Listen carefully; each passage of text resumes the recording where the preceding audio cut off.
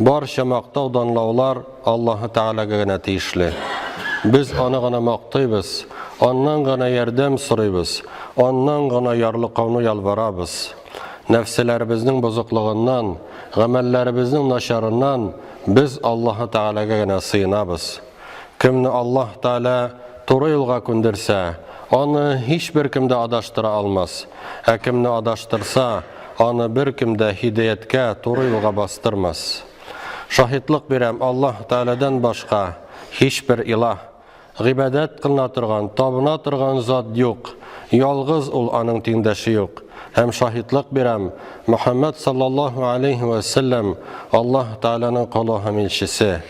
Ona, onun ehli beytine yakınlarına, onun sahabelerine, tabiğinlerge, hem onlarının yolun devam etişilerge Allah Teala'nın merhametleri bulsaydı.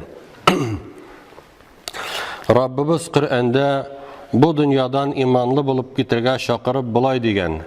Eûzu billahi mineşşeytanirracim. Ya eyyühellezine amenuttakullaha hakka tukatihi ve la temutunne illa ve entum muslimun. Ey iman getiruvchilar, Allah'tan hak korku bilen korkıgız, hem baritik musulman bulup gana bu dünyadan kitigiz. İkinci ayette Rabbimiz aytgan: "Ve'bud rabbaka hatta ya'tiyakel yaqin." Şiksiz bulgan ölüm kelgençe Rabbına ibadet kıl. Kişi bu dünyada yaşaganda imanda bulup izgilikler kılsa, ahiretine fayda kitirir hem ol uңuşqa erişir. Kim turmuşun günahta ötkärip, şuşu halinde dünyadan kitse, ol hasretте bulur. Күп туфракта ятучылар кайгыда һәм хәсрәттә.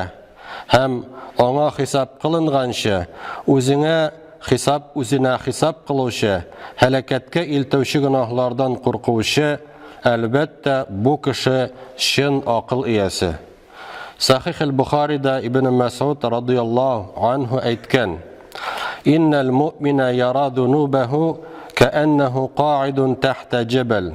يخاف أن يقع عليه وإن الفاجر يرى ذنوبه كذباب مر على أنفه فقال به هكذا."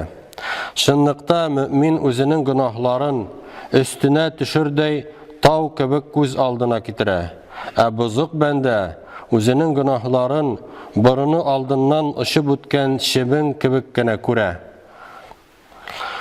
Günahların jingilge sanap ehemmiyet birmişe, kişi günah kıla turgan bendege hayırsiz ölümge duşar bulu korkunuşu yani. Enes radıyallahu anh aytken: "İnnekum la ta'maluna a'malan hiya adaqqu fi a'yunikum min ash-sha'r in kunna na'udduha ala ahdi Nabi sallallahu aleyhi ve sellem minel mubiqati." Şınlıkta siz şunday gameller kılasız. Olar sizning fikirigizcha çeşten de nezigirek. Biz Peygamber aleyhisselam yaşagan davrda olarni ulu günahlardan sonu idik. Bu hadis Sahih al-Bukhari'da hem İmam Ahmed'nin müsnedinde kitirilgan. Şunday aytim var: "La tanzur ila sigaril ma'siye velakin undur ila izami men asayta." Günahının kişiligine tugul, nindi ulu zatqa itaat etmişe günah kıldın ikenine qara. Әлі bugün turu yılda bulup namazlar okuwan, orazalar tutuwan, ahiretте, cennette buluğuna garantiye birmi. Sahih Müslim'de hem İmam Ahmed'de Abu Hurayra radıyallahu anhu'dan rivayet kılıngan hadiste Resulullah sallallahu aleyhi ve sellem aytkan: "İnner racule le ya'malu zamanet tawila bi'amali ehlil cenneh, thumma yuhtemu lehu amaluhu bi'amali ehlin nar, ve inner racule ya'malu zamanet tawil bi'amali ehlin nar, thumma yuhtemu lehu amaluhu bi'amali ehlil cenneh." Şınlıkta kişi kaybirde uzak vakit cennet ehli gamelin kıla. Onları cehennem ehlinin gamelin kılıp ule. Şınlıkta kişi kaybirde узак вакыт җәһәннәм әһле гамәлен кыла. Аннары гомеренең ахырында җәннәт әһленең гамәлләрен кылып үлә. Ике сахихта һәм башка хадис җыентыкларында Ибн Мас'уд радиллаһу анһу әйткән: "Тугры һәм ышанычлы Аллаһның илчесе саллаллаһу алейхи ва саллям безгә әйтте: Шындыкта сезнең һәрберегез ана карынында 40 көн орлык тамчысы булып, аннары шул кадәр үк вакыт уйышкан кан булып, аннары шул кадәр үк ит кисәге булып уйыша. Аннары аңа фәрештә җибәрелә, һәм фәрештә аңа җан өрә. Фәрештәгә 4 төрле нәрсәне язарга боерыла: баланың ризыгын, гомер озынлыгын, гамәлләрен, бәхетле яки бәхетсез булачагын. Аннан башка илаһ булмаган зат Аллаһ белән ант итәм, шынлыкта сезнең һәрберегез җәннәткә терсәк озынлыгында гына калганчы җәннәт әһелләре гамәлләрен кыла ала. Шунда тәкъдиргә язылганы өскә чыга да, ул җәһәннәм әһелләре гамәлләрен кыла башлый да җәһәннәмгә керә. Шынлыкта сезнең һәрберегез җәһәннәмгә терсәк озынлыгында гына калганчы җәһәннәм әһелләре гамәлләрен кыла ала. Шунда тәкъдиргә язылганы өскә чыга һәм ул җәннәт әһелләре гамәлләрен кыла башлый да җәннәткә керә. Ике сахихта һәм башка хадис җыентыкларында Ибн Мас'уд радиллаһу анһудан китерелгән риваяттә фаядхулуха һәм ул анда, ягъни җәннәткә яки җәһәннәмгә керер диелгән. Үзеңнең ахиратың өчен тыныч булу гафләткә китерә һәм Аллаһны зикр итүдән тайпылдыра. Шуның өчен дә һәрбер мусулман хәерсез үлемне истән чыгармаска һәм әлбәттә гамәл кылуын дәвам иттерергә тиеш. Без Раббыбызның Әл-Гафурур Рахим, гафу итүче һәм рәхимле дигән исемнәрен беләбез. Мәгәр шулай ук Аллаһ Тәгаләнең Шәдидул Иқаб, каты газап кылучы дигән исемен дә белергә тиешбез. Раббыбыз әйткән: "Набби ибади анни анал гафурур рахим." Эй Мөхәммәд алейхиссалам, кулларыма хәбәр ит, шынлыкта мин гөнаһларны ярлыкаучы һәм мәрхәмәт кылучы. Һәм безгә хәерсез үлемнең сәбәпләрен белеп, аннан сакланырга кирәк һәм Аллаһка итагать итәргә, хәтта Раббыбызга буйсынган халәтебездә бу дөньядан китү өчен. Хәерсез үлемнең беренче сәбәбе тәүбәне соңлату. Адәм балалары гөнаһ кылалар һәм аңа җиңел карыйлар.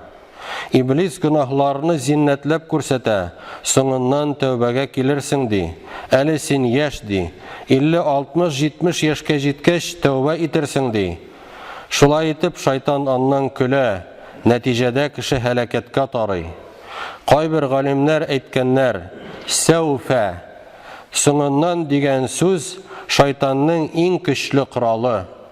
Соңыннан дип тәүбәне суза торгач, үлем килеп җитә һәм кеше шунда үкенәчәк. Раббыбыз әйткән: "Хәтта иза җа ахадахумул маут кала рабби рҗиун лаалли аъмалу салихан фима таракту калла иннаха калиматун хува қаилуха ва мин вараихим барзахун иля яуми юбъатун." Динсезләрнең вә гөнаһлы бәндәләрнең берсенә үлем килсә: "Эй Раббым, мине дөньяга кире кайтар" дияр. Мин кылмый калдырган изге гамәлләрне кылармын. Юк, син дөньяга кайтачак түгелсең. Әлбәттә, эй Раббым, мине дөньяга кире кайтар дип әйтү, ул бер сүз генәдер. Ул сүзнең файдасы юк. Бит аларның алларында дөньяга кайтуны каплаучы пәрдә, кубарылачак көнгә кадәр мәйетләр урыны барзах, кабер бар. Хәерсез үлемнең икенче сәбәбе гөнаһны ярату. Кеше гөнаһны яраткач, аны еш кыла һәм аңа күнегә. Мәсәлән, хатын-кыз сурәтен карарга, музыка тыңларга, риба малын ашарга, кешеләрнең кимчелекләрен тикшерергә яки башка гөнаһларга күнегәләр. Бәндә гөнаһларыннан тәүбә итмәсә, шайтан бу кешенең фикерләренә хуҗа була. Хатта үлем түшәгендә ятканда да иман кәлимәсен әйтә алмыйча, яраткан гөнаһын искә алып жан бирә. Имам Әхмәднең Муснәдендә, Әл-Хакимдә Джабир радиллаһу анһудан риваят ителгән хадистә Расулуллаһ саллаллаһу алейхи ва саллям әйткән: "Ман мата аля шайъин бә'әтәһу Аллаһу алейхи." Кем нинди хәлдә үлә, шул хәлдә кубарылыр. Хәерсез үлемнең өченче сәбәбе буш өмет. Күп кешеләр озак яшәрмен әле дип өметләнәләр. Шайтан аларга бу өметләрен зиннәтле итә, вәгъдәләр бирә. Нәтиҗәдә бәндә ахиратны оныта, үлемне истән чыгара. Үлемне исенә төшерсә дә, теләмичә генә исенә төшерә. Чөнки бу фикерләүләр аның күңелен төшерә һәм кәефен боза.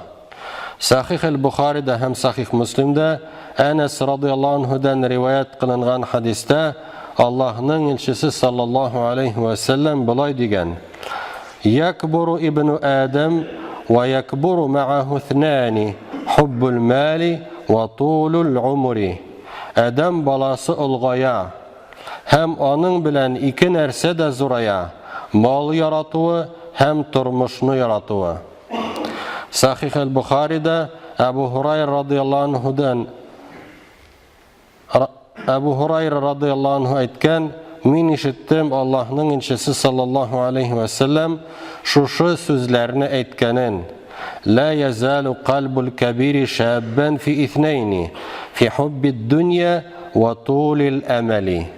Олы яшьтәге кешенең йөрәге ике нәрсәдә һаман яшь булыр: дөньяны яратуда һәм озын өметләрдә. Әгәр кеше ахиратка караганда дөньяны ныграк яратса, ул ахиратка әзерләнмәс. Күбрәк дөньясы турында уйлар, дөнья ләззәтләре ва зиннәтләре белән мәшгуль булыр. Шуның өчен дә гомеребезне дөрес файдаланырга кирәк, күбрәк изге гамәлләр кылырга, вакытыбызны бушка сарыф итмәскә. Чөнки Раббыбыз безгә дөньяда тереклек итәргә санаулы һәм әйләнеп кайтмый торган гомер биргән. Әт-Тирмизинең Сөнәнендә Абу Хурайра радиллаһу анһудан риваят ителгән хадистә Расулуллаһ саллаллаһу алейхи ва саллям әйткән: "Бадиру бил аъмали саб'ан, һәл тандуруна илля фақран мунсиян, ау гинан мутгиян, ау марадан муфсидан, ау хараман муфаннидан, ау маутан мujhizan أو الدجال فشر غائب ينتظر أو الساعة والساعة أدهى وأمر." Җиде төрле нәрсә килмәстән элек изге гамәлләр кылырга ашыгыгыз. Әллә сез бөтен нәрсәне оныттыра торган фәкыйрлекне көтәсезме? Яки чикләрдән чыгара торган байлыкны көтәсезме? Яки эшлектән чыгаручы чирне, авыруны көтәсезме? Яки акылны җуя торган картлыкны көтәсезме? Яки кинәт килгән үлемне көтәсезме? Яки явызлыкның иң яманы булган чыгырга тиеш дәҗҗалны көтәсезме? Яки бик каты ва ачы булган кыямәтне көтәсезме? Мөмин үлемне, аның катылыгын исеннән чыгармый, үлемне искә төшерү иманының куәтен ныгыта. Әт-Тирмизидә китерелгән хадистә Усман радиллаһу анһу хакында әйтелгән: ул кабер кырында торганда елый торган булган, хатта сакалы юешләнгән. Аңа ожмах белән тамукны искә төшергәндә еламыйсың, амыннан елыйсың дигәннәр. Шунда ул әйткән: "Мин ишеттем Расулуллаһ саллаллаһу алейхи ва саллямның шушы сүзләрне әйткәнен: "Иннал кабра аввала маназилал ахира, фа ин наджа минху, фама ба'даху айсару минху, ва ин лам янджу минху, фама فَمَا بَعْدَهُ أَشَدُّ مِنْهُ. Шынлыкта кабир ахиретнең иң беренче урыны. Әгәр бәндә кабир газабыннан котылса, калганнары җиңелрәк булачак. Ә кабир газабына дучар булса, аннан соңгылары тагы да катырак булыр дигән. Һәм янә әйткән, кабергә караганда да куркынычрак күренеш юктыр. Аллаһ Тәгалә барчаларыбызга да туры юлда булып, гөнаһлардан ерак турып, тәүбә итеп, бу дөньядан иман белән китергә насип әйләсен. Ва aqulu qawli hada wa astaghfirullaha li wa lakum wa li sa'iri jama'atil muslimin innahu huwal ghafurur rahim as-sami'ud du'a.